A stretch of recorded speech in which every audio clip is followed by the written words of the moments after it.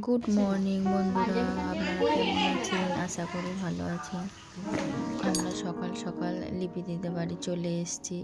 লিপিদি রান্না করছে, এখানে বেগুন ভাজছে আর অন্য সব তরকারি হয়ে গিয়েছিল।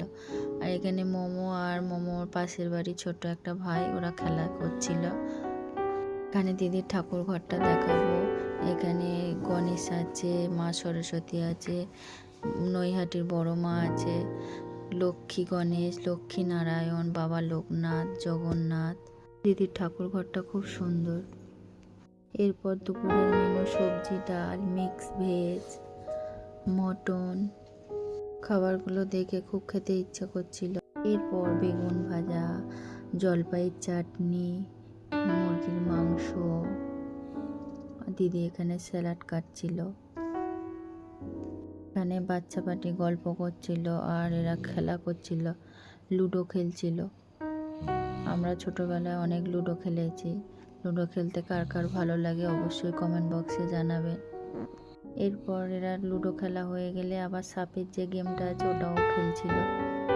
আর এরা এখানে শুয়ে শুয়ে ফোন দেখছে আর গল্প করছে। তারপরে দুপুরবেলা এরা খেতে বসে গিয়েছে।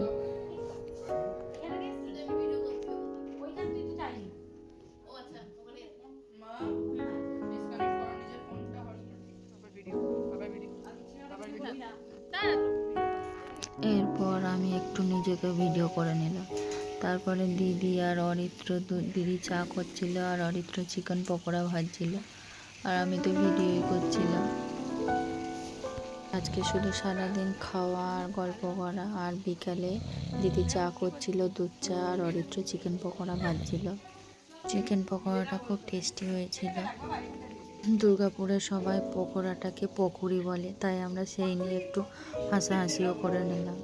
এখানে সবাই বলে পকোড়ি বলে, তো কেউ বলবে না যে পকোড়া। এরপর আবার বিকেলে এরা ক্যারাম খেলতে বসেছে। ক্যারাম খেলছিল আর আমি ভিডিও করছিলাম। আপনাদের কাদের ক্যারাম খেলতে ভালো লাগে অবশ্যই জানাবেন। এরপরে বিকেলে snacks ready, chicken pakora, salad আর চা। আমি দুধ চা খাই না, তাই আমাকে গ্রিন টি করে দিয়েছিল দিদি।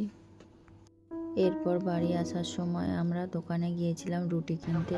রুটিগুলো কি সুন্দর ফুলছিল আর পাশে মেলা হচ্ছিল। আমরা মেলাতে যাইনি, রুটিগুলো কিনে বাড়ি চলে এসেছি। আর এই ভিডিওটা যদি আপনাদের ভালো লেগে থাকে তাহলে কমেন্ট বক্সে অবশ্যই জানাবেন আর লাইক করবেন। নেক্সট ভিডিওতে আবার দেখা হবে। টাটা।